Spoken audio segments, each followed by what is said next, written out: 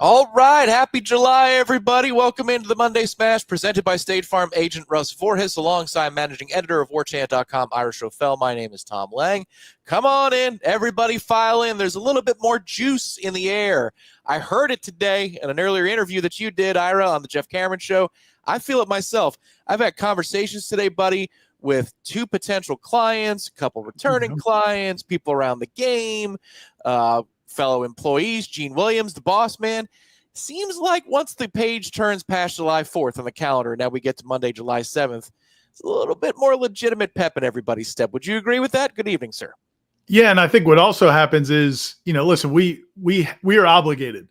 365, 12 months a year, we have to be here talking about Florida State sports. We have to be populating a website, warchant.com, with content. We got to be on social media. This is what we do for a living, so we have to be involved. And there's a big chunk of the Florida State fan base, thankfully, that wants to consume that information for 12 months a year, even after a 2-10 season. There's also plenty of people, Tom, that do not want to consume any information about a 2-10 football team from, say, if we're being generous, since December to today. Maybe they peeked in behind the curtain in the spring, see a little bit of spring football. But there's a lot of people that, man, shut it down last season once they realized how bad that was. And they're going to come back around maybe in preseason, time for preseason to kind of see what's. So I think we're starting to get some of that. Like, we're starting to get some of those people checking back in. And that's good if you're back. If you haven't been watching the Smash for the last 7 or 8 months, we get it. If you haven't been consuming any of the Warchant.com content over the last 7 or 8 months, we get it. But welcome back. We've got a few weeks now leading up to, in 2 weeks, we're going to go to ACC kickoff. Then we're going to have practice starting a few days after that, a month of preseason camp, and then going into the season. So welcome back, everybody. If people are just tuning back in for the first time in a while. You have never been tested before like you were tested this offseason as a Florida State fan, and hopefully you shall never be tested again in any of your lifetimes the way that you have been tested this offseason. So say we all. Tonight's going to be an open forum. We're going to have a lot of fun tonight. If you have questions in the chat, I see you, Deck Knight. You're already racking up the post count. Ira and Tom, time to smash. And, on the rocks. See, he's got a beverage on the rocks right there. Anything that you want to know? I see Kelly's got a question about camp. Everybody's itching, Ira. They want to know the first day of camp. They want to know, when can we take photos of the kids walking on the street near the fence into the practice facility? But it's going to be around the 1st of August, give or take, right? Isn't that accurate? Yeah, maybe we'll get a little more access, but yeah, generally it's about a month out. So if the first game is August 30th, I think it's a safe bet. In fact, I think our own Matt Lasser, who might be in the chat tonight, he said he's in an airport lounge. So he might be in the chat tonight. You may see some posts from Matt Lasser, and I think he said he's hearing probably July 30th from some people he's talked to. So yeah, that's a safe bet. July 30th, maybe the 31st, and which is my anniversary. So that's going to be interesting. And Kim and I might be going to see a show that night, so we'll see. But hopefully it's for the first day is the 30th.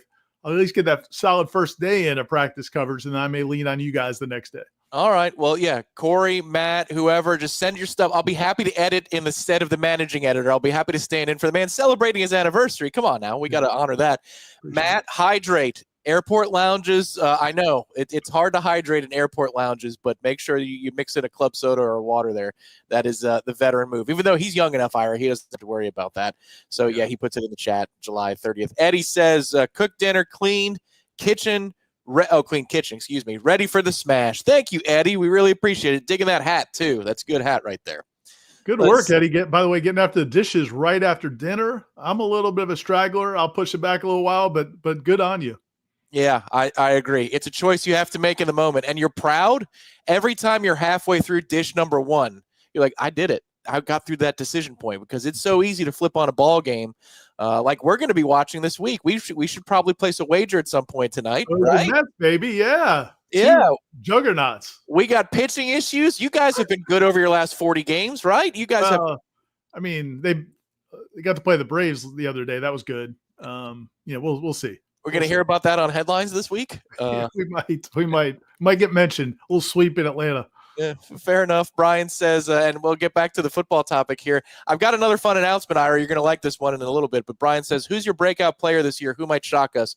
I love this question. I've been thinking about this question today because Jeff was feeling it, Ira. I have not seen him with this much pep for Florida State football in some time.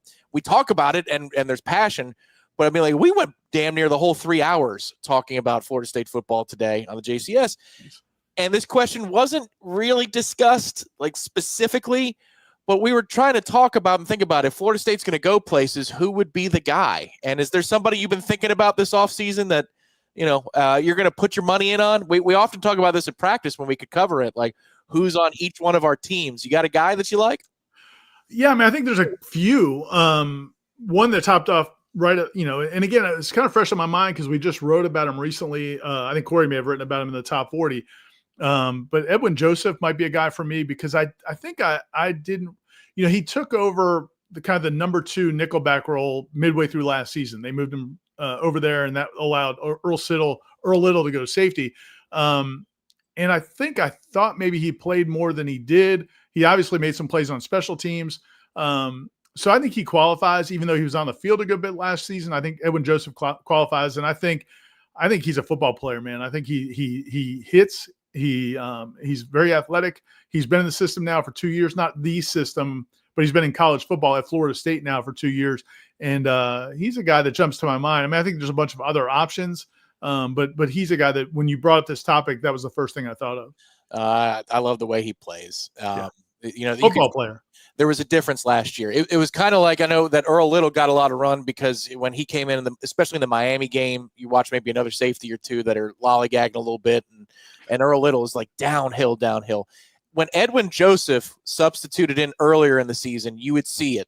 Even little details are like he was picking up on details of the game, like pass offs and assignments through motion. You see the football IQ that works with him. I'm excited to see what Edwin Joseph brings to the table. I know that he's not necessarily a breakout player because I almost feel like that means you haven't heard too much about him. I really am salivating at the idea of Jalen Lucas in this offense, Ira. I mean, I know that receiver-wise, wicked high, for example, he said it 3 times. He must be very wicked and high.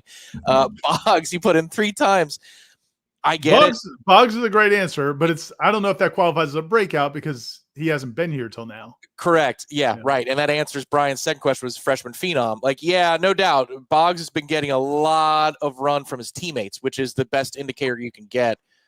But Jalen Lucas' speed with all of the other elements of this offense, I mean, if you fall asleep for half a second, Ira, I feel like Jalen could be a real weapon on offense for Florida State that gets some, those explosive plays that people remember after a couple of weeks. I feel like he could fill up the board with a few of those. Yeah, I actually had a content item idea earlier today that I think I was going to ask Corey maybe to tackle this week is, shouldn't share it right now. Somebody else might steal it. But I think it's a pretty good idea. There's a bunch of guys that were thought to be contributors last year and then couldn't because of injury. Richie Leonard's one, Jalen Lucas is one. There's a few other guys as well that I'd like to have somebody go back and because I think in our minds, we know that they were going to be big contributors and they would have helped this team. Roydell Williams is another one. But actually go back and really go back and watch those first 2 or 3 games that they were available in and really focus on them specifically, them only, and see what they really looked like. Because I think we know what our perception was of them going into the year. Then it didn't happen because they got hurt. But like, what were they showing in those 2 or 3 games that they showed? Like, because I think, Richie Leonard's the prime example. We want to believe he's going to be good because he started the year before Florida. We had high expectations for him. He gets hurt early in the year, but what did it look like? I mean, everything was such a mess those first couple of weeks and we were just shell shocked. So I think it would be a good idea to go back and look specifically. And Jalen only had 9 or 10 touches. So, but go back and look specifically what they look like and to kind of give us an idea of really, should we count on them to be big contributors this year? Or is that just wishful thinking based on what we thought going into last year? I had a conversation today with Russ Voorhis, sponsor of this program. Russ. And Russ is running it back for another year, a sponsor of the Monday Smash. So thank you, Russ. We very much appreciate you and obviously all the support you've given to Warchant and now Warchant TV over the years. But he is our sponsor again for another year. We'll get to the read in just a minute. But he did have a general question I think it's worth bringing to the table right now since we're talking about breakout players, or will they fit into the offense, or, who can you expect to be a contributor? And he was talking about, for lack of a better term, the power struggle, maybe power dynamic between Gus Malzahn and Mike Norvell. In the course of a football game, Ira, he said, what do you think about that? I said, I hope that there is a struggle in the course of a game, because I think that's perfectly natural for two offensive minds. Florida State has a long history of this, goes back, decades. If you got two guys that are laser focused on a moment in a game, one's the head coach, but one's the offensive coordinator who's been imbued with power, I would imagine, Ira, if things are running well at Florida State, they're going to have a back and forth or two over the course of the season on what to do in what situations and what to call, because they're two offensive minds and offensive coordinators in their history. Listen, if it's a healthy relationship, there better be. The only time there wouldn't be is if it's not a healthy relationship, where they feel like they can't talk to each other. Gus isn't going to listen to Mike. Mike's not doesn't think Gus is going to listen to him. Doesn't want to offend him, or doesn't feel like he's going to listen to him. That would be unhealthy. I think if you think of workplaces, I mean, again, I can speak to me and Corey. Corey and I have worked together the longest, going back to our days in Thomasville 25 years ago. When we're covering a game, there are times where we'll have a conversation where it can get pretty like, no, man, this is what we have to do, or this, and like pushing back. I'll say this, and Corey will say, no, that's a dumb idea. Like literally, that's a dumb idea. I'm not doing that. If you have a healthy relationship, you can do that. I'm sure you and Jeff have that kind of relationship where you guys can kind of push each other on things. If they have a healthy relationship, they'll have those moments. But at the end of the day, it's Mike's final call. And at the end of the day, it's Gus's offense. So I do think there's going to be moments in games where they have those conversations. I think most of it's going to end up being trick plays and fourth and go or kick kind of situations. But during the week, I mean, Gus is going to be calling the shots, but on game day, Mike has to have a say. It's his team, and Gus doesn't have to worry about the defense as much. That's not his job as the OC. That's Mike's job. So there should be some of that. I'm with you. Yeah, I think so. I also think in certain situations of Mike's got to assess how the defense is handling the opposing offense and tempo. How often do you run the turbo tempo that they want to run, or how often do you pull back and say, hey, let's let the play clock run a little bit here, Gus? I know that it's 2nd and 6 and you really want to run that next play, but the opponent just had back-to-back 10-play drives. We can't be putting the defense back out there on the field again. I would imagine that, if we had access, which nobody ever does, but if you could be on the headset with the coaches, I would imagine that's the type of healthy discussion that you would catch on any weekend with any dynamic leading into a season. Yeah, and you think back to, the teams we've covered here at Florida State, going back to Jimbo's time when he was offensive coordinator. Now, he did take that stuff into consideration because he knew how bad the defense was those first couple of years when he was the offensive coordinator. And I think he felt like he was auditioning to be the head coach, so he had to take that into consideration. But there's a lot of times an offensive coordinator doesn't care about that at all. And, the offensive coordinator looks at it like, my job is to score points. I go back to when I was a student sports writer and Steve Spurrier and Ron Zook. And Ron Zook made a comment about Florida's offense scoring too fast, and that's why his defense was struggling. And Spurrier just killed him in a press conference. He's like, he said what? I'm trying to score points on offense. And it's kind of an old school approach. Like now, like when Jimbo was the offensive coordinator, yeah, you do want to be as a head coach. You want to manage the game, especially in a more up-tempo world. But I think that's on Mike. I don't think that's Gus's concern. I think Mike's job is he's got to manage that. And I think he will, but listen, man, I think it's worth considering the fact that, I think Gus is a little bit more conservative by nature than Mike Norvell. I mean, look, Mike is super aggressive. I mean, the 4th and 6s and he's made some wild calls because that's his nature. I don't think that's Gus's. You may have watched more Gus Malzahn than I have. I don't think that's his nature. So I'm curious about that. That's interesting you say that. On 4th downs, no, I haven't looked. I've seen a lot of 1st and 2nd down choices, neutral, downs about the running. Like, how true is it that Gus always wants to run, like that type of thing? And it's pretty true, obviously. But just take a look at those situations. I got to take a look at 4th downs. But you're right. I think he probably knew when he accepted the gig, I better be ready. On 4th down, we better have a call for 4th and medium. And it could be in the first half or, the second quarter of the game. that we Right. use that particular play. And Hog Watcher, thank you for being a member on the channel, Hog Watcher, says not mentioned much, but wide receiver coach. Wasn't he Gus's offensive coordinator the last few years, and didn't he call plays last season at UCF? And Tim Harris Jr., who's done very well on the trail the last couple of months for Florida State recruiting-wise. That is true. When there was turmoil last season at UCF, it was in late October.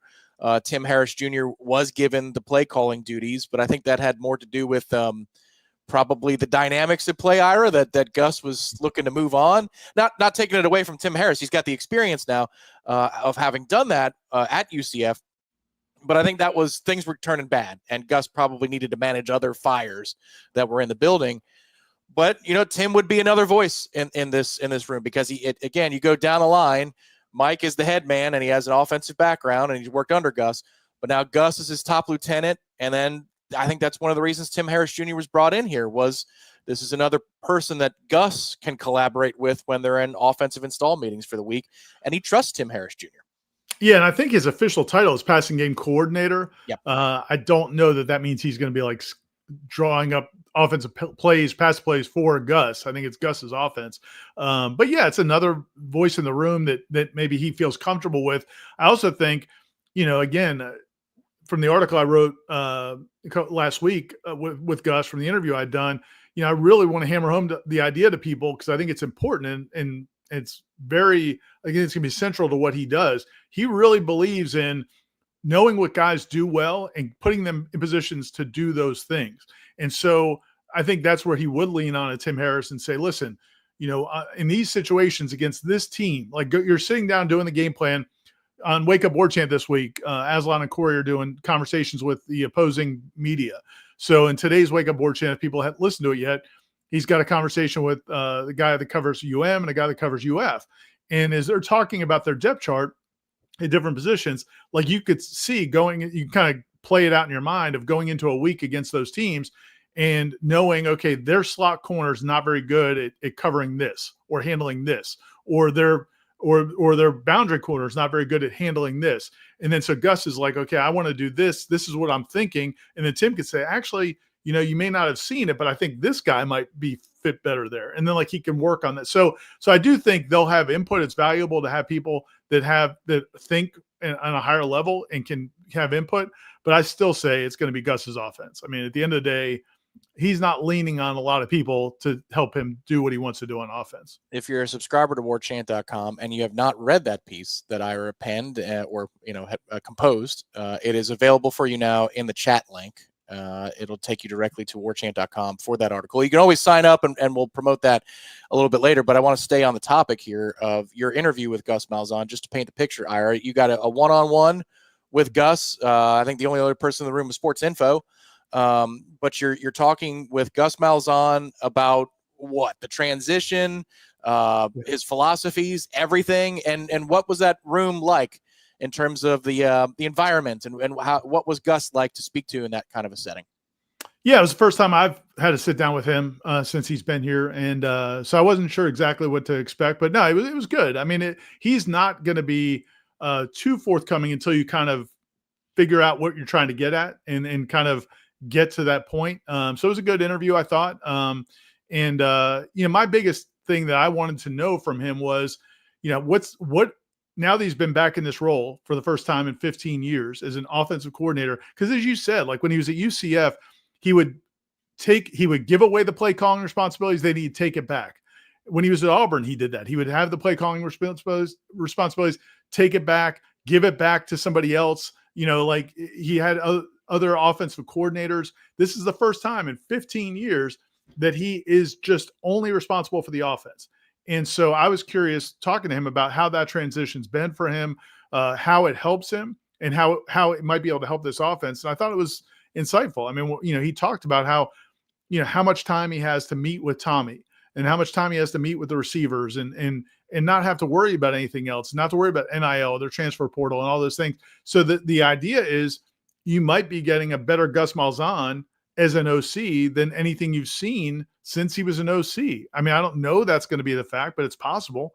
I also was curious just kind of how his relationship with Mike Norvell was going in terms of some of these things we're talking about. And he's like, look, our offenses are not very dissimilar Mike came in under what we were doing at Tulsa 20 years ago. And so there are still terminology that they used at Tulsa that Mike has been using. So it wasn't a brand new offense for a lot of these players because Mike and Gus come from the same tree. They share a lot of thoughts. But then he also said, he said, look, Mike's a sharp guy. Like it's not a coincidence that he's had a lot of success as an offensive coordinator, play caller, head coach of an offensive football team. So Mike's not going to be shy about giving him input. Now at the same time, I don't know that Gus feels like he needs it. I do feel like Gus is very confident in what he does, but I thought it was insightful. And there's a couple other things we touched on that I haven't written about yet. I'm gonna write about probably in the next week. Just a couple of things. Just some of the adjusting to this era with iPads on the sidelines and some of the other stuff that is different than when he was an offensive coordinator before. Man, if I was a booster at the highest level, the condition upon which you get my donation would be that I could put on a headset just to hear, and I can't record it or nothing. I just want to be able to hear what goes on and the conversations that are had between the coaches on the sidelines, because as you're speaking to input, is it valued? I'm sure it is. Is it wanted? I'm not sure it will always be wanted. Those dynamics are going to be so interesting. Gus did say, he said it's taken. He's like, look, man, I've been calling the shots for a while. It took a little time to get used to, just chatter. We talked to people around the program. I mean, there were some thoughts Gus had about things they should do at practice schedules, things like that. And he's just used to, after 15 years, just saying, this is what we're going to do. Yeah. And Mike had to be like, no, this is actually my football team. And so they've had to work through some of that stuff, but it sounds like they've worked through it. You're a little out of line yourself. Get the binoculars ready for this season, Ira. Hopefully you don't need them too much, because winning, it would be boring. Everybody's going to be smiling. To that end, Keith has a question that we're going to get to in a minute just about records. But welcome back, Russ Voris. Another year of sponsorship here on the Monday Smash. That we're so glad to have him back aboard. Had a long chat with him today. He said to say thank you to everybody who has supported his company and his agency at State Farm. Obviously, the brick and mortar locations are on the East Coast of the state, but he's seen a lot of Warchant business. In fact, a couple of people that have converted, they wanted his representation specifically because they heard about the greatness of State Farm agent Russ Voris and the fact that he's an old right here on the Smash. Ira, he's as cantankerous as always, speaking with Russ for the better part of, I think it was maybe an hour today. We talked about baseball, his beloved Braves. We talked about, obviously, the season upcoming. Russ doesn't pull any punches, and we love that about him, and that's what makes him a really cool person to talk to if you have any insurance needs. It's not all puppy dogs and rainbows when you're talking to nope. Russ these days about FSU sports and the Braves. He's a good guy. And just a good reminder, the fact that he is signing up now to sponsor the show for another year is, please, when you do call, even if it's just to get a quote or you submit an online request for a quote, if you do mention that you heard about him on the Smash and Warchant, it's very helpful to him, and he loves helping fellow Noles. This is my time of year, actually. This time of year, everybody's got their own cycles for car insurance and different things like that. This is my time of year to start, kind of looking at seeing what they're going to charge this year, because sometimes it can change from year to year. And I think I've got one of my kids coming off our insurance, Tom, which is a beautiful thing. We got one of ours, our oldest, Molly's turning 25. So I think I can kick her to the curb. We're in negotiations right now about whether or not she can go off our insurance and do her own. She's 25 now. I feel like it's time. I think she gets a nice discount for doing that. But yeah, if you go to russvorhis.com, RUSSVORHIS.com, he's got the offices there in Jacksonville, but it handles Florida, Georgia, and Alabama. Great guy, great Noel. And please tell him you heard about him on the Smash. An excellent sponsor. In fact, he's so excellent, we're going to get 15 seconds with a nice little jingle telling you to go do what we just told you to do for the last couple of minutes.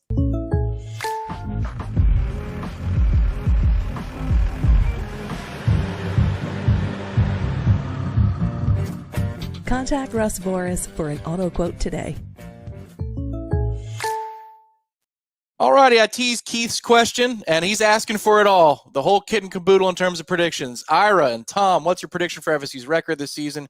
Mine's 8-4, losses to Bama, Miami, Clemson, and Florida. America's 4 most hated teams. That is true. I believe that last sentence is just a fact. Keith, very good point. So I would assume, Ira, this would kind of be the chalk result if you were doing results for the season. Are you in line as we sit here on the 7th of July? Are you in line with Keith's thinking, or do you think that it's going to be a little bit more up and down from that? No, I think the numbers are about right. I mean, if I had to put money on it, I think 8-4 is most likely. I think 9-3 is possible because I think they've got a good chance in a couple of those games. I do think they've got a good chance against Florida. I'm not as sold on Florida's, and I think Florida, what we thought was going to happen last year, didn't happen. It didn't materialize. They powered through and got some big wins, that LSU win, and some of those games that they probably still surprised that they won, but they did. And then that gave them juice going into the Florida game. We thought they would be reeling at that time of the year. They were not, and Florida State certainly was. This year, they still have another crazy schedule there the last second half of the season.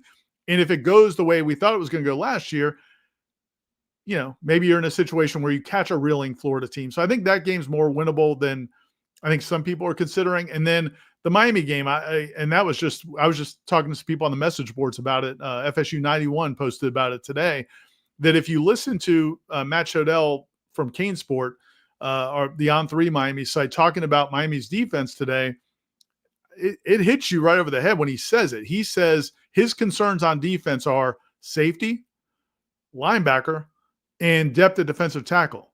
He loves their edges. He loves their corners. He's a little bit concerned. He thinks pass rush is going to be great. He's a little bit concerned about that up the middle. It's like, well, as soon as he said that, I'm sitting there thinking, well, man, Gus Malzahn, if that's true, we'll see how it materializes. They could be wrong. Sometimes what you think are going to be strengths turn out to be weaknesses, as we found out a year ago. But if that ends up being an issue for them, you love Gus Malzahn being your offensive coordinator going into this game. So that game, I think, and who knows what they're going to be on offense. It's a whole different offense from a year ago. So those two games, I think, are more in play. And if you just win one of them, get to 9-3. So that's kind of where I'm at right now. But if I had to pick a number, I'd still say 8-4 probably. Yeah, it sounds about right. Vegas right now is holding at 7 or 7.5, depending upon where you're looking. You're right. It sounds like a first down game to me. Is the play call on first down? Gus usually it's up the middle. And if those are in fact Miami's weaknesses, yeah, you could be in a lot of 2nd and 6 and 2nd and 5 if that scouting report is accurate. To put a footnote on Florida's schedule, you're right, Ira. So they have a bye week, the same week that we do, 2nd of the year, October 25th. Then Florida plays Georgia right after. That's customary. They usually get the bye before they play in Jacksonville against the Bulldogs. It's at Kentucky, at Ole Miss, home against Tennessee. What a weird spot for that game on the schedule. That is bizarre. And then Florida State. So again, in the span of 28 days, Florida's going to be playing Georgia, at Kentucky, at Ole Miss, Tennessee, and FSU. You're right. If you're going to play in the swamp, I think those are the circumstances you would want to play Florida in the swamp under. Yeah, and if he listen, man, if he goes 4-1 in that stretch or 5-0, something crazy, extend him. He's your guy. Billy Napier's your guy. But I don't know, man. I didn't think it was going to happen last year. I don't think it's going to. And I still think some of those games, LSU kept turning the ball over. Like I felt like those games were going their way, partly due to the other teams kind of self-destructing. I don't know that I'd expect that again. Florida could be good. They're a talented football team. I think he's actually done a pretty good job with that roster overall. But I think that's a tough stretch. Well, yeah, I mean, it's the same opponents as last year. They just flipped the locations for those games. So, I mean, it's the same challenge. Here's a hypothetical on the schedule. Get down or lay down ass. Would you rather 8-4 with the chalk, which is what Keith just posited that he thinks the record is going to be, or 7-5 with wins versus Clemson, Miami, and UF? Boy, that would be 4 bad losses, at least 3 bad losses, but probably 4 bad losses in that 7-5 look. Would you rather have I don't even know, would it be the more consistent 8-4, or would you? I mean, this would be a wild season, Ira, if they went 7-5. What do you think? What would be better? That would be a wild season. We had a similar question about this, I think, last week on Headlines. I think for Mike Norvell and for the continuity of the program, I think you want to be 8-4 or better. I think 7-5, no matter who you beat, I think you're going to lose recruits. You're going to feel like you didn't gain any momentum from last year. I just feel like if Mike Norvell goes 7-5 and is retained, even with those wins, I just feel like the fan base is going to be very suspicious or skeptical about the future of the program under Mike Norvell. Yeah. If it was just in a bottle, yeah, man, you love to beat Miami, you love to beat Florida and Clemson. I think this team, Mike Norvell needs to win 8 or more, so I would go with that answer. But because to your point, yeah, man, that means you're losing at Virginia, you're losing to NC State, maybe you're losing to Stanford. That ain't going to be fun either. That'd be a wild ass season. I kind of like to live that for the entertainment value, but I don't think I want to live that for real. Yeah. I feel like, just to answer Keith's question earlier, I think 8-4 with one of the marquee wins, Ira, because I think that's what you're hinting at with Miami and Florida. I think 8-4 with one of those wins against the 4 big opponents, and then a loss you don't expect to Pitt or Virginia Tech or something along those lines. Losing at NC State, you can live with that on a Friday night. I feel like that's what's coming. Now, I don't know. We'll see how healthy, if their luck changes or stays the same in terms of off-season injuries. Last year, obviously, they got decimated in that department. And this season, we'll see what the reports are to camp, what our access is like. But if they make it to the Alabama game and everybody we see on the field that day is who we expect, I feel like they're going to get one of those 4 marquee games, and then they'll probably just slip up along the way somewhere else. Garrett says, do we know how the players behind the scenes have reacted to the TC interview? I would imagine that they're galvanized by it, but I don't know for a fact how they've reacted. What say you, Ira? Have you heard anything? Yeah, I mean, I've talked to some people around the program. I don't think the coaching staff loved everything about it that he said. I think they love the attitude. I think they love that he is confident, and I think they've helped create this Tommy because they did choose him. The truth in that article, there was a lot of truth in that article, in that interview. One of the biggest truths in that interview was they did seek him out. He didn't fall to them. DJ could never say that. Like, DJ could never say, oh, Mike Norvell saw me and wanted me in the transfer portal. It was kind of like Mike didn't really believe they could get Cam Ward. The timing wasn't going to work out. He's flirting with the draft. DJ could never tell himself, oh, I was the guy. He could basically tell himself, I was the guy that was available and I had a decent resume, so they hired me. But Tommy knows that they sought him out. He was the guy, the first call they made. They have said that publicly. They went after him, and then they asked him to help them build a team, and they're leaning on him as their leader. So it's natural that he's this guy. He wants to be this guy. It's natural he's acting this way. I think they just didn't love some of the things he said, but the players, I doubt they care at all. Now, I don't know that, but I doubt they care. Now, somebody like really mature, like Deuce Robinson or James Williams, or there's a few guys on the team maybe that thought, I don't know if we need to do that. But I doubt anybody's upset about it. Yeah, Gavin Blackwell is another, in one interview, I'm like, wow, that guy's got a 45-year-old soul. Yeah. Agreed. I could see where, maybe it doesn't register. That's funny that you heard that maybe some of the coaching staff was like, hey, man, easy. We're good. Just, not mad, but just kind of like, don't be thinking about saving my job. Just, yeah. If Gunnar Hansen blows an assignment, save the play. Okay, that's what we need you to do, is just save the play. Carol's comment from Facebook says that she's more excited about this year than last, and she says that is due in part to the snub. Last year was tough. What are your thoughts on the player relationships and these new coaches? It seems more stable and stronger with leaders led by players on both sides of the ball. Do you agree or not? Any whispers to that end between spring and now, Ira? I mean, I'm hearing good things, just that the guys are getting together, working hard, trying to hold each other accountable, all the good things you want to hear, but that's typical. That's just typical, especially when you have a new coaching staff. Guys are going to buy in usually to new coaches. They like the idea that it's a fresh start.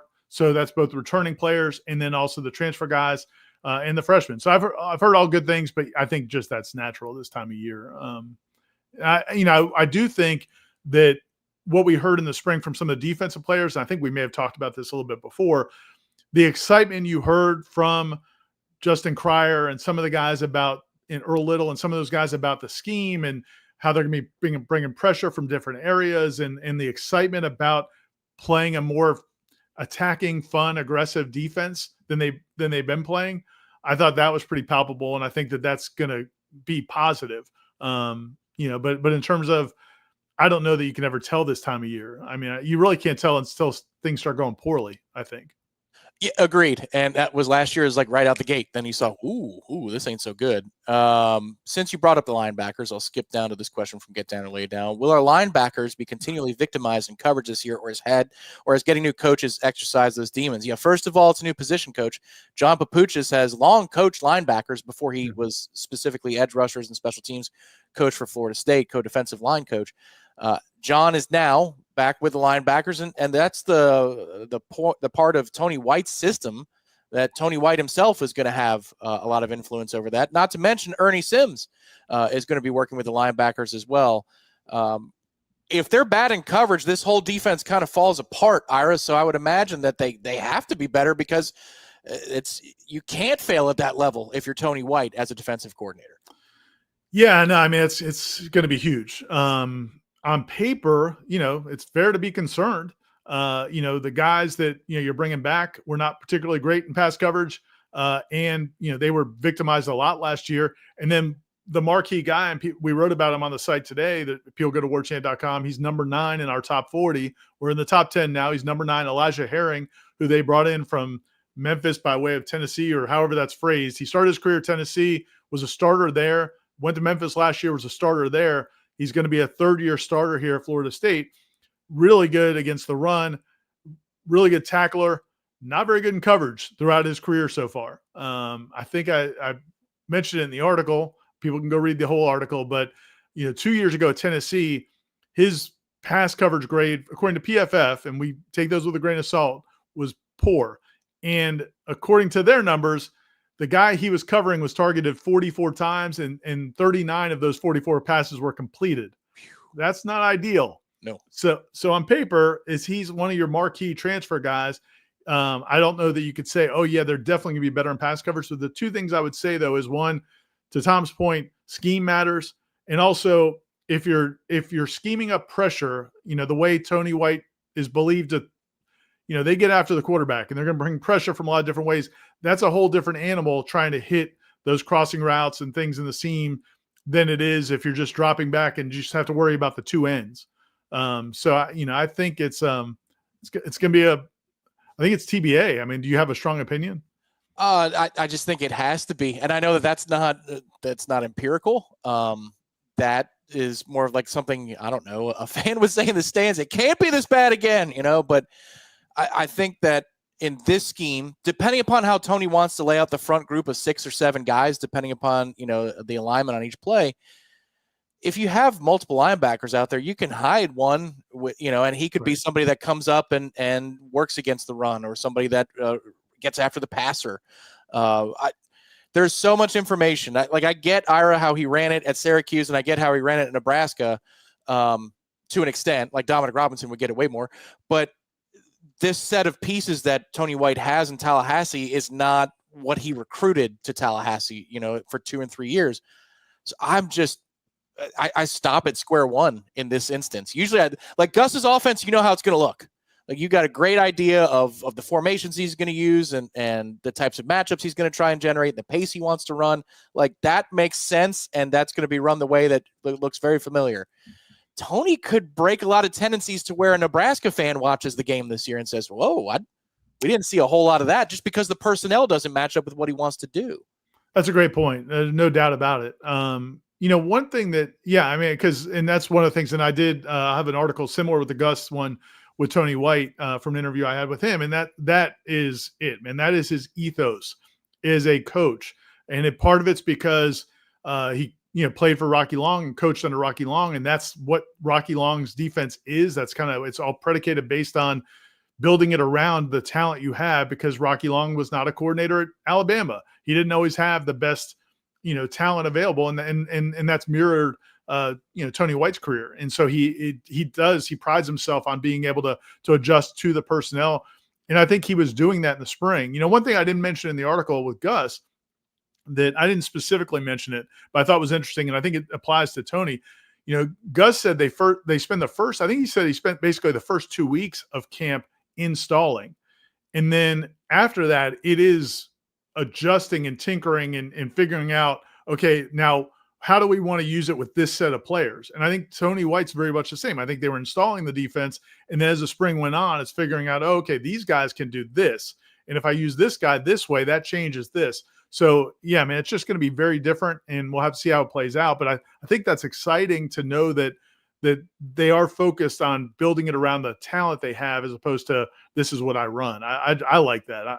Yeah, well, and also the assessments. I mean, there must have been some strong assessments. For example, you don't go after Jeremiah Wilson in the transfer portal unless he installs whatever it is that he needs the guys to be able to run base wise. And he came away after 13 practices and said, we're not good enough at corner. If we can get one, let's get one. Like those are the answers that you're searching for in a spring camp that you'll be able to make up for in the portal. In the fall, there's less of a safety net there. It's like, if we can't do this, then, well, we're not going to run this thing against Alabama. And that's when you have a marquee opponent like that out the gate. That's what makes that game so much fun too. Right. Never lose your nerd. Finally caught you all live. Go Noles and love you. Well, thank you very much. We appreciate that.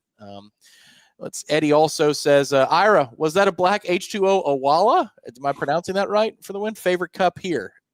It is indeed. We should get in with a faded Orioles sticker. But yeah, that's it, man. The Owala changed our lives. We should try to get him as a sponsor. But yeah, one of our daughters got them. I came back from college and had one. And then my wife got one. Then my other 2 kids got one.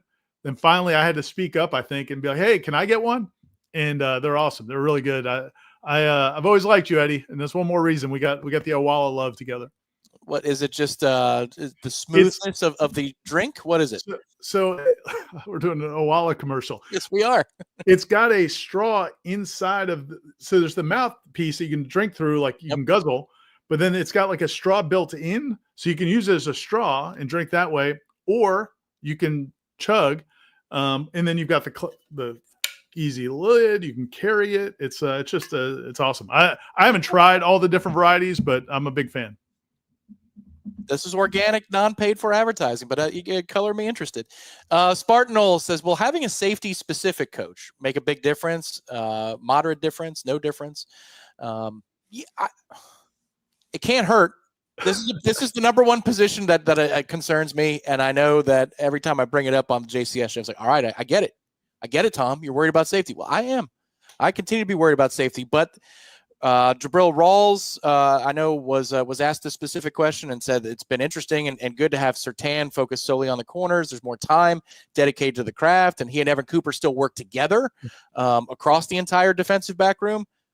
It's hard to say right now what kind of difference it will have, but Ira, I continue to feel they need help there, and that's one of the giant questions entering the season of who's going to play and how well do they play at the safety positions that in this defense, Tony White is asking a lot of different things of. Yeah, I do think it's kind of somewhere in between having a specific safeties coach and not, like you said. I mean, I do think he's their primary coach, but I do think Patrick Surtain is coaching the secondary with him. So they are interchanging. I think Cooper can help out if he needs to with corners, but he is specifically the safeties coach with Patrick Surtain kind of right there with him. And then Tony White, because it's, ultimately it's his defense. But I mean, you got to hope that Shyheim bounces back and has a good year. I mean, Shyheim's been here for 4 years now. I think personally that Shy went into last year thinking it was going to be a big year for the whole team. And I think he's close with a bunch of those guys that didn't have good seasons, and he had his own issue off the field. And I just think things spiraled, and I think he's indicative of that. But I think Mike Norvell and this coaching staff challenged him and said, listen, if you're going to come back, we need you to be a playmaker. Because if you look at Shyheim Brown, he's put up big tackle numbers throughout his career. I mean, he's consistently, these last 3 years, he's made a lot of tackles, but they haven't been impact plays. I think he might have maybe one career interception, not many, doesn't have a ton of game-changing type plays. If you're going to play and start at Florida State for 3 years, you should have a bunch of impact plays. And so I think they're going to ask him to do a lot more and try to be that guy. We'll see if he's capable of it. I think he's got talent. And then, again, I think the other guy, Earl Little, they talked him up so much in the spring. So if he is what they act like he is, that's a big deal. And he showed some signs of it last year. Conrad Hussey, there's a bunch of wild cards in that mix. KJ Kirkland played a ton last year. If he takes another step, so that room may be. I gotta believe it's going to be better. I do. I do think it's going to be better than it was a year ago. But I don't know if that's specifically because of Evan Cooper or not. That we'll find out over the course of the season. Keith asks, what about, and this is for Cam Smith? He cleaned this up in a subsequent post. But what about Cam Smith? I know he had a rough time. Cam Davis. I'm thinking baseball. That's what I get for having the MLB. I was going to mention to everybody that Director Ben Spicer's not here tonight, so keep the questions coming in. I'll try to get every single one I can. He's watching some Major League Baseball tonight, watching the Reds. So I guess that brought in the third baseman who's killing it, right on the right fielder for the Astros, who's killing it in the majors of late. What about Cam Davis? I know he had a rough time last year, but we couldn't block our way out of a wet paper bag. Going into year 2 in this offense, third on the depth chart, Ira, fourth, fifth. Where do you think Cam is as the season starts? Yeah, it's a great question. I think, from what we're hearing, I think that they're definitely high on Usman. And I think it's Usmani Cromah. But anyway, Cromah has been very impressive in the summer workouts from everything we've heard, which is what we expected. Gavin Sawchuk probably is the odds-on favorite, along with Roydell Williams, to be the starter. I would think going at the start of the year, I would think playing Alabama, first game of the season, I think they're going to rely heavily on Sawchuk and Roydell Williams. I mean, Roydell, listen, he's one of those guys I talked about earlier, wanting to go back and look at what he looked like. I know he had the big fumble against Memphis, or was it BC, whoever he had the big fumble against. But he did start in games at Alabama. He did have some good performances at Alabama. So there might be something there, especially as a veteran, to lean on early in the year. So I would think it's between Cromah and Cam Davis for third to fourth. And then, we'll see what happens with Singleton, Keziah Holmes, and those guys. But listen, Cam Davis is going to be a fascinating story. Cam Davis thinks he's a much better player than what we saw last year. He was very open about that when we spoke to him in the spring. I think he's collecting receipts on social media. I think he's one of those guys that's probably bookmarked a bunch of tweets about him from last season, and I think he wants to prove people wrong. And maybe he'll clap back at people this season. But it's hard to predict he will. I mean, I didn't see what I was hoping to see out of him, and I think we'd probably agree on that. He had some opportunities and didn't take advantage of them. It's fair to say the line was terrible, the offense was terrible, and he was just a true freshman. But it's also hard to say that, you expect a breakout because we just didn't see it. Now, I remember one of the practices before the trip to Dublin last year, which that feels like 5 years ago now, even though it was only 11 months that we were at camp watching Cam Davis. There was a cutback in a moment of explosion where I went, Eureka, he's got it. He figured it out, and it was something to see. It reminded me of a Carlos Williams cut, 10 years earlier. That's why you are a high blue chipper. And it just never happened again in a game. Everything was tentative. He went down easily. And look, for context too, not just our own thoughts, but Mike Norvell said it during spring camp. He challenged Cam to lose some weight and get a little bit lighter on his feet. And he said the same thing for Roydell. Like, he threw Roydell into the same answer. I remember it was a 2-for-1 kind of an answer out of Mike Norvell. But he was challenging those guys to get a little bit leaner. And I think that's something to watch too, as usually the media guide is released. I know they update these things more often these days, but the heights and weights of the players as you're getting towards ACC kickoff week. Florida State does update what the guys have done in the summer. I'll be interested to see what Cam looks like in terms of his weight there. One last thing on him is, and I don't know that this was a factor or not. It may have been, it may not have been. Back in the spring, when he came in as an early enrollee in that spring, I was hearing that they were using him a lot in a lot of different ways. And they did think he was going to be, I think you heard the same thing. We thought he was going to be a big part of the offense. And he had an injury in the spring. It was a pretty significant injury. It ended up not being long-term. It ended up not being a long-term serious injury, but it was one of those injuries that, like, people were a little bit nervous at first when it happened. And that may have affected him. Like, that may have affected, he didn't get to finish maybe that spring. And then, like, maybe when he got into full contact, maybe it was, that can happen. So I think all that's fair to say. It's definitely too early to judge whether or not he can be a big part. I I'm not going to sit here and tell you he is going to be a breakout player because, we just haven't seen enough other than a couple glimpses, like you said. Do you think it's fair to say, Ira, if he makes it on the field against Bama, Virginia, or Miami, so one of Florida State's first three, and let's say there are no health issues, if he makes it on the field in those games, and let's say it's not a gimmicky play, just like straight up offense, that he has earned that snap? Because I feel like last year it looked like Mike was trying to get him snaps. I don't think he'll be afforded that type of luxury under Gus.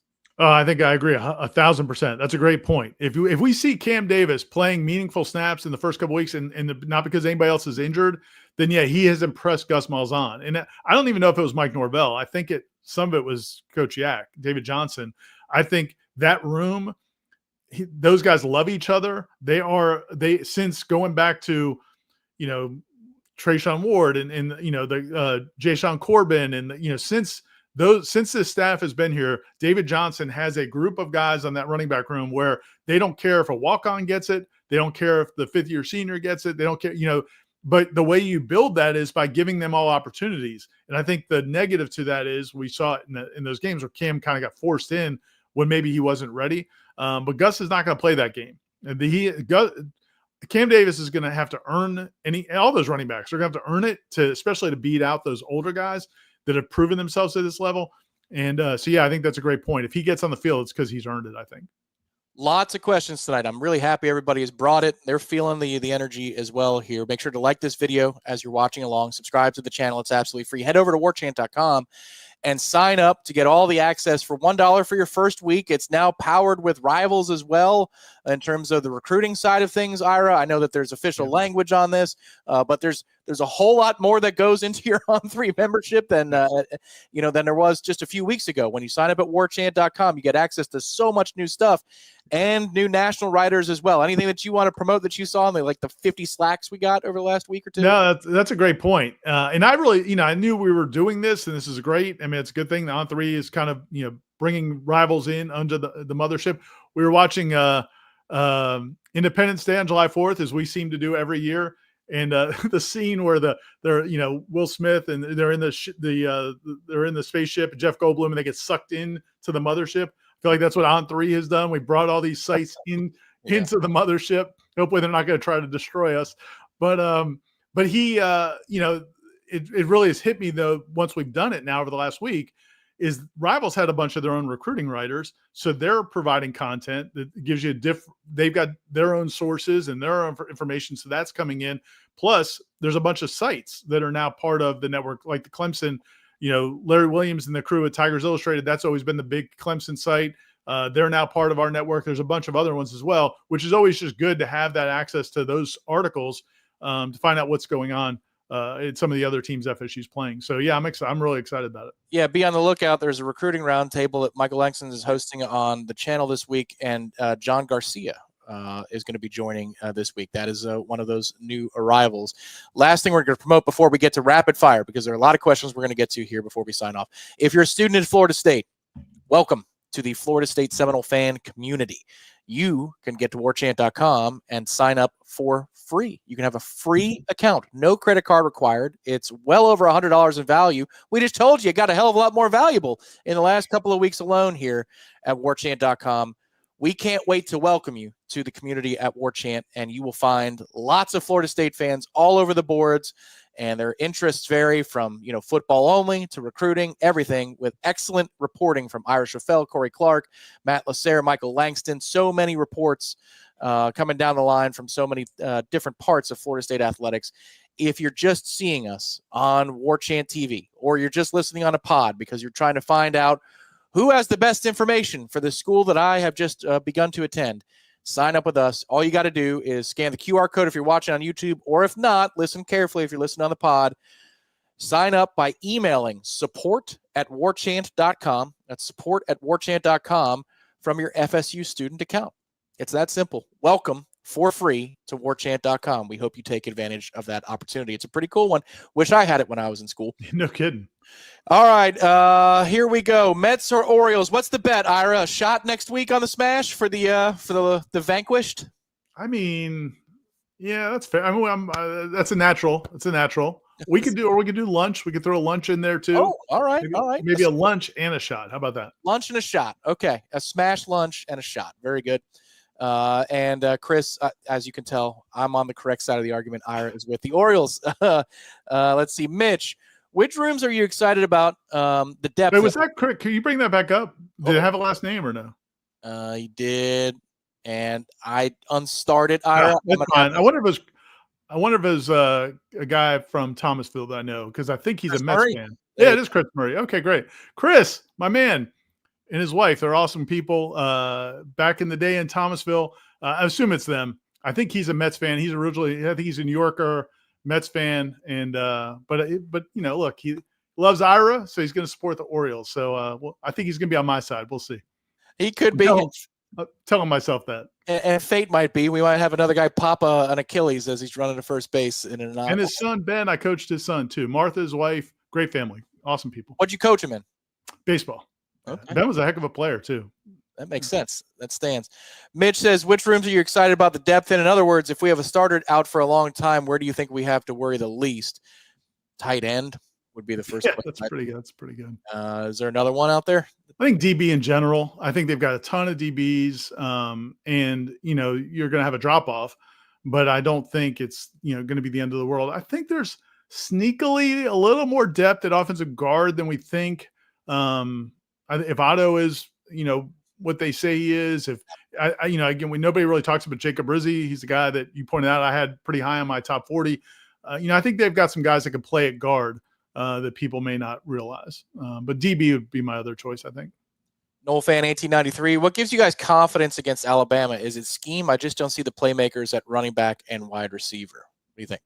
I mean, the biggest thing to me, if you're going to predict Florida State to win or play well against Alabama, I think you're predicting that Alabama with a first-time starting quarterback with a new offensive coordinator, not changing the system, but they'll have a new play caller, new starting quarterback.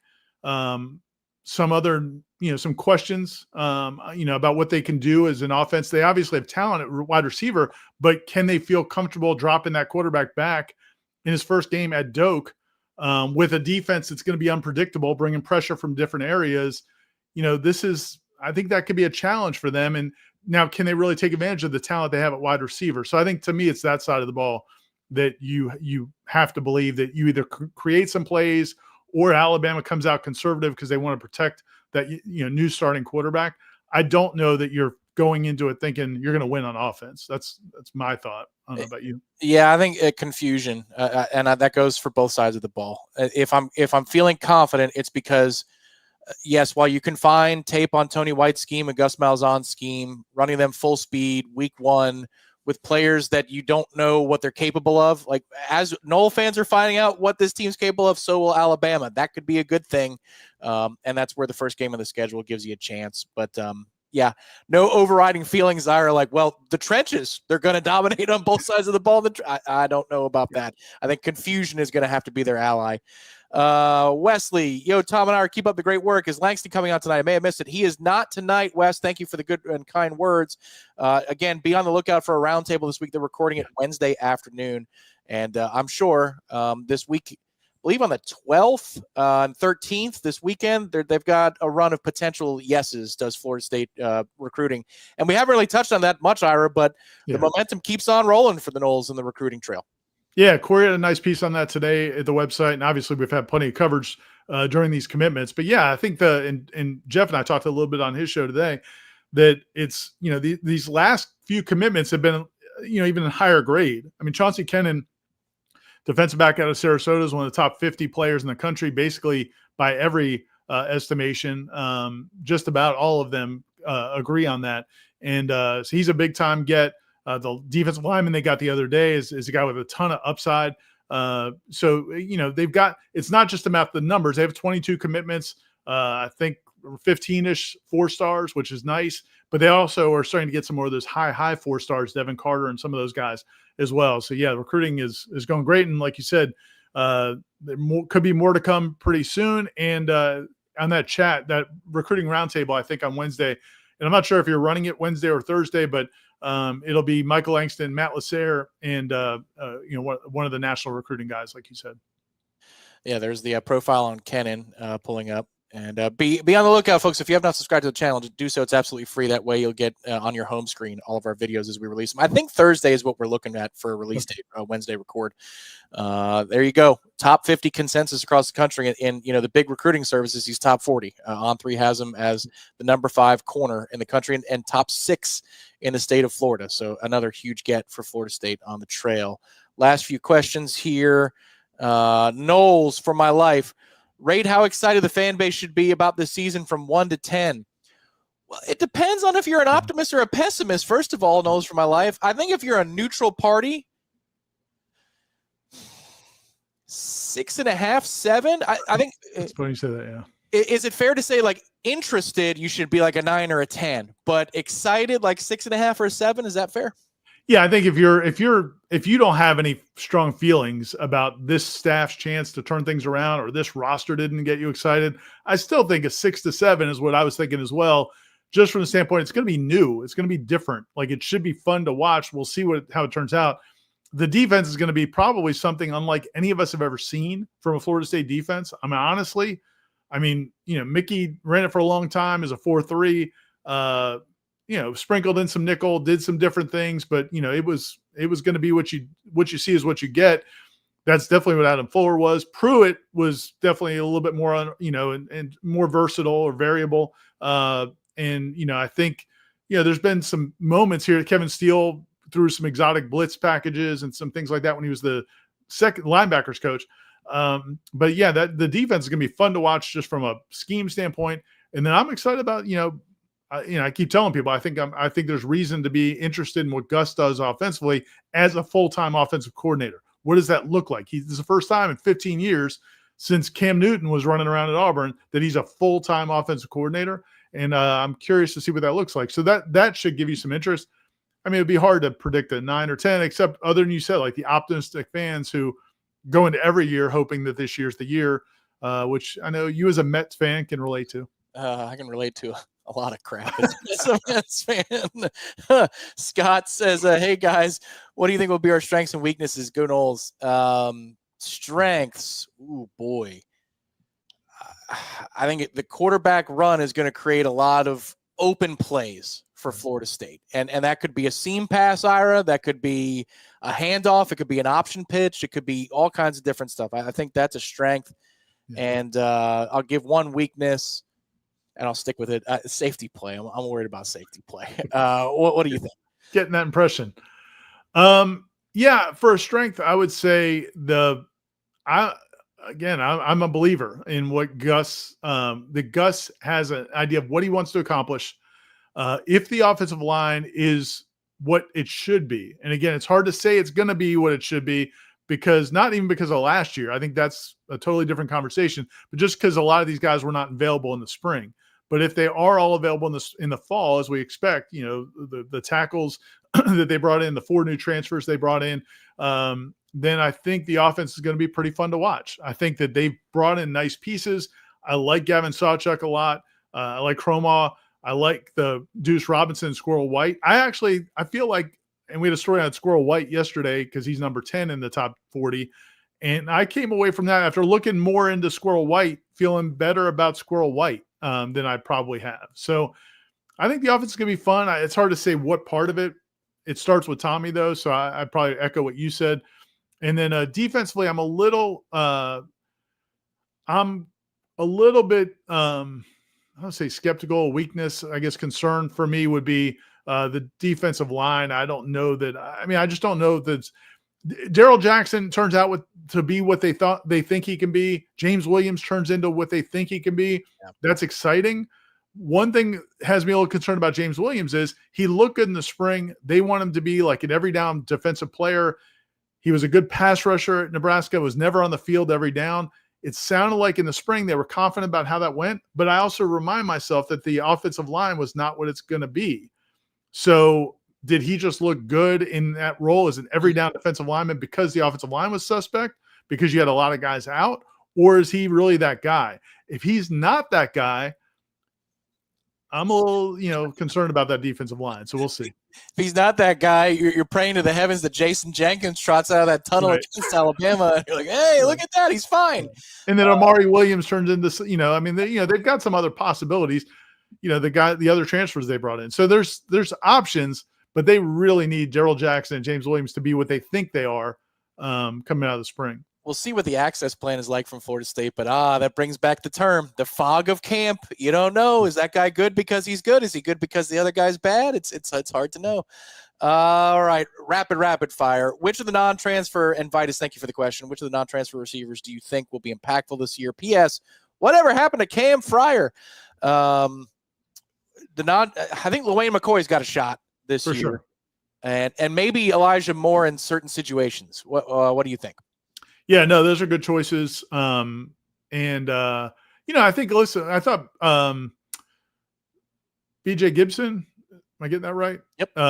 Played baseball. So I thought he showed a little bit last year as the season went on. I thought they started to trust him a little bit more. He was a 4-star guy coming out of high school. I think he could be in the mix as well. Javen Boggs is the guy we talked about earlier, impact freshman. I think he's going to be a huge deal. At some point when we have Dominic Robinson back on the show, you can ask him about why he was so high on Javen, because he texted you and I about Javen Boggs 8 months ago before anybody knew anything, what he was going to be as a freshman. He's got some really good insights there. But as far as Cam Fryer came into camp last year with an injury as a freshman. He had to have surgery, basically missed the whole year. So he's a redshirt freshman going into this year, but it's still all new to him. He wasn't able to really take many reps at all last year as a freshman. So there's plenty of time. Don't assume Cam Fryer's never going to play again. All right, last couple. Kayvon, Tom, if you're not smashed, you're not doing it right. Thank you, Kayvon, as always, for the fun comments. I'm sure everybody had a good July 4th in some way, form, or fashion. That I was no different. Not tonight, though. Eddie, Matt Lasser deserves his own super chat for his efforts on the Smash Tonight. Go Seminoles and go Warchant. Thank you once again, Eddie. Look at that. Matt putting in the work in the chat, get some recognition from Eddie. Thank you for the third time tonight, Mr. Booza. And thank you, Eddie, and thank you, Matt. Our final question is from Jared. Ira, who do you see taking the second string quarterback spot? I don't have to wait for you to answer this time, Tom.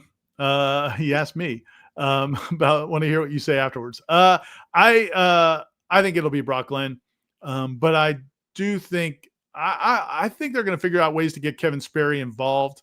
I think he's too talented. He is whether it's just the 4 games he can get in, but if he gets in, I don't think they'll just use him as a typical mop-up duty quarterback who just gets, we can play him, so let's play him into 4 games. I don't think they're going to look at him as we need to redshirt him if he can help us. And he's talent, man. I mean, I think there's going to be things you could do with him on the field with Tommy Castellanos at the same time. We'll see what they can do, but it wouldn't surprise me at all if Kevin Sperry gets some opportunities to play. But I would think, especially early in the year, Brock Glenn's going to be your number 2. I don't think there's any scenario where you want to be trotting Kevin Sperry out there, giving up second-team reps to a freshman that you don't know how he's going to handle playing on a Saturday when you have a guy, Brock Glenn, who has started big games. So I think Brock's the number 2, but maybe Kevin beats him out eventually. I think because Gus Malzahn called him a winner and an old school guy, I think that there's a shot that Brock Glenn holds down that second job. We'll see. Those couple of games early in the year are going to be fun to watch where you can get a second and third quarterback in there. Anything to promote before we say sayonara for the evening, good sir? No, just stay at warchant.com. Get on warchant.com. Check it out. If you're not a subscriber, the YouTube channel is awesome. We appreciate you guys. We love you, but we know they're sometimes different audiences. Give it a try. Tom said you got the $1 trial. If you're not a student, check it out. See if you like it. Certainly think about it as we go into preseason camp in a few weeks, because there's going to be tons of coverage, and we'll have, we obviously have lots of stuff coming this week. As you said, recruiting coverage is still pretty hot because of the commitments they just got, and there's some more guys announcing later this week. So Matt and Michael have a lot of content coming this week in recruiting as well. Big shout out to everybody in the chat tonight. You brought it with the questions. Well done. You know what, Ira? It wasn't just us here in Tallahassee. I mean, I'm looking at the numbers. I'm looking at the chat responses. Daryl, thank you so much for the super sticker. Very much appreciate that on the way out. You guys brought it. We hope we'll see you again next Monday. We'll have stories maybe of a lunch that Ira and I had, who paid for it, and who's doing the shot. That'll be coming soon. Ira, appreciate the time as always, man. Thanks, Tom. Talk soon. All right, we'll talk to you everybody next time right here on Warchant TV. And thanks again, Russ. Back for another year.